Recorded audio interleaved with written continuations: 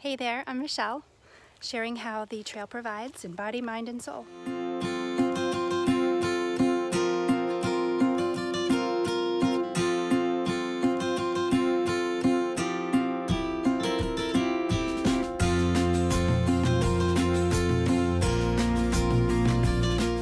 Although I love summer, it seems for me that the two most difficult or challenging hiking months of the year are July and August. You know, in the winter, you can pack and just add those layers when you need to warm up, but in the summer, when you get overheated, it seems way more difficult to regulate your body heat. And then there's the bugs. Enough said there, right? Today I'm going to share tips and considerations for hiking in the heat, particularly how to plan, how to protect yourself, and how to pack wisely for these hot summer hikes. So first, let's talk about protection. Dress in light-colored, loose-fitting, moisture-wicking clothing. A bonus anytime you can find mesh panels or strategic venting. 2, apply your sunscreen and your bug spray before stepping off, ideally 15 minutes prior to exposure.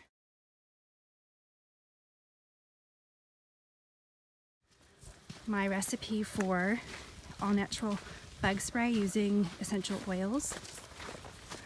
But if you go the traditional route using DEET, just be careful not to apply it to your gear as it does wear the fabric. Special considerations: sun protective fabrics that will help to block the UV rays, or clothing that is pre-treated with permethrin. You can either send off to companies that will protect your clothing, spray them, and treat them, or you can simply wear a mask outside in ventilation and spray the permethrin, which you can get even at Walmart, pretty cheap, on your clothing yourself. Also, a special consideration is the cooling gel neck wraps. Next up, planning wisely.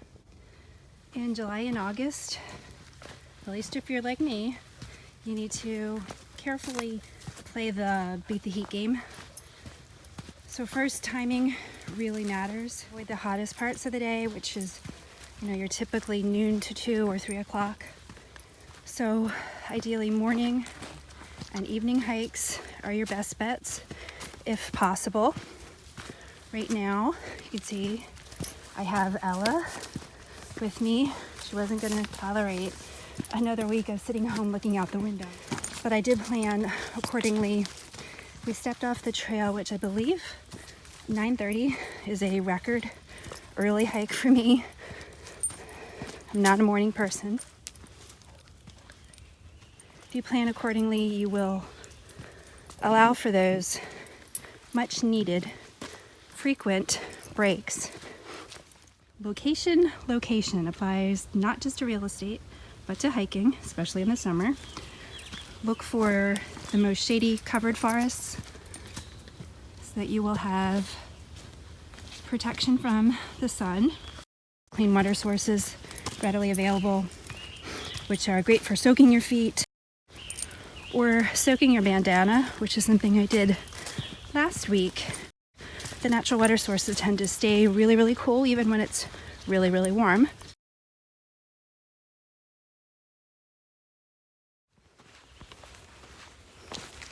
Choose actually a shorter path on these most oppressive days. It's not a time to really push and challenge your limits, but just to keep your hikes active and regular. And also note, yes, even for us introverts, choose the paths that are a little bit more actively traveled for a couple of reasons. One being that if you are in a situation where you get in a heat-related emergency, you are bug patrol, sorry. But if you do get in a situation like that and you're on a path that does receive more traffic, then obviously it's a safety bonus.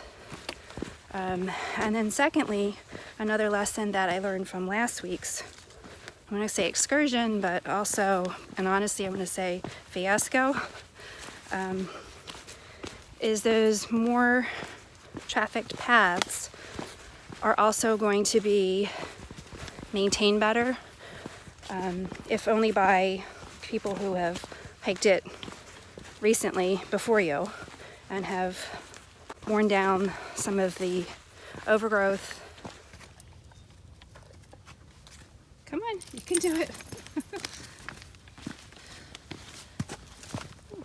I might not be able to do it, but you can do it.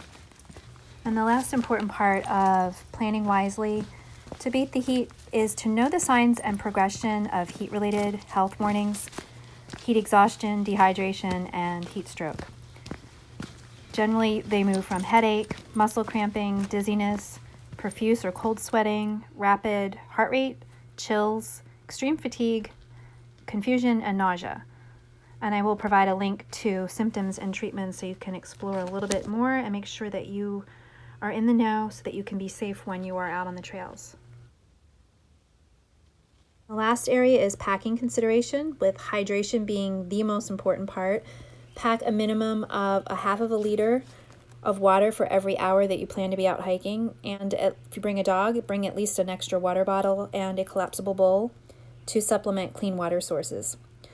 Have extra sunscreen and bug spray in your pack so that you are ready to reapply. General guidelines are every 2 hours. Eye and head protection, sunglasses for bugs and the sun. Also, if you have a hat, spraying the shield underneath the shield with your bug spray. Electrolyte packets are great to bring to add to your water, and salty snacks to balance the sodium that you're going to sweat away. Also, high protein snacks.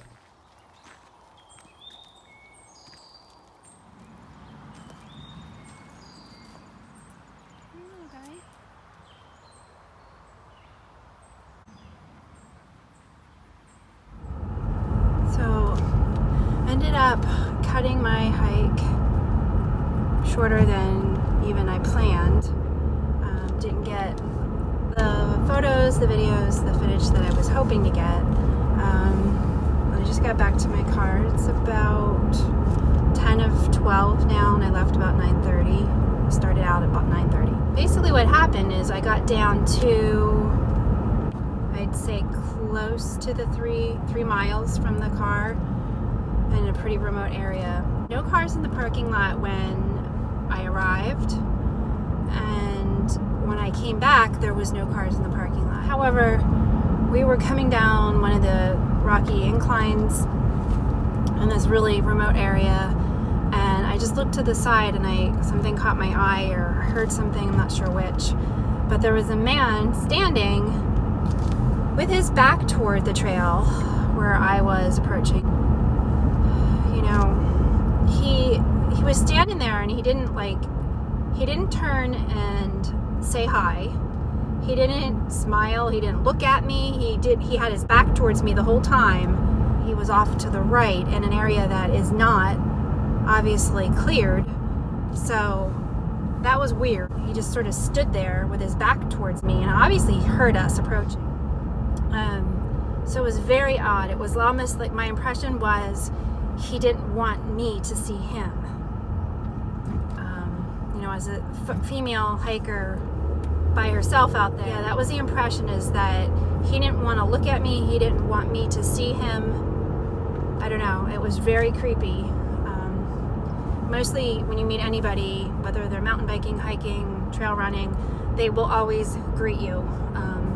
Usually very friendly, because we're kind of all in the same mindset out there. But yeah, something like this, it just raises your haunches, and I went with my instinct. It gave me one of those really weird feelings. And ironically, like, a good 2.5 months ago, I'm trying to think back, I think it was when it was a little cooler, but a very, very similar situation with a very similar looking man. I mean, I didn't see his face either time, but just the scenario was very similar. He was just kind of going off away from the actual trail with his back, and then he would just stand, and I was very alert, and I was almost done my hike at that point, but he didn't acknowledge me. He acted like he didn't want to be bothered. He acted like he didn't want me to see him, or what he was doing, or where he was going, or whatever, which was a very odd feeling that day. Similar build, just a very small to medium build guy. He, you know, could have very well been the same person, and considering that was on the same trail, it gives me a little bit of willies now to go back. I don't want to let creepy people ruin my joy, but when you have those instincts, you got to trust them, even if it messes up your whole day and your plans. And my instinct was, I just stopped and I went around kind of a sharp corner, and then the part he was going through would have come back out, that where I was coming out as well.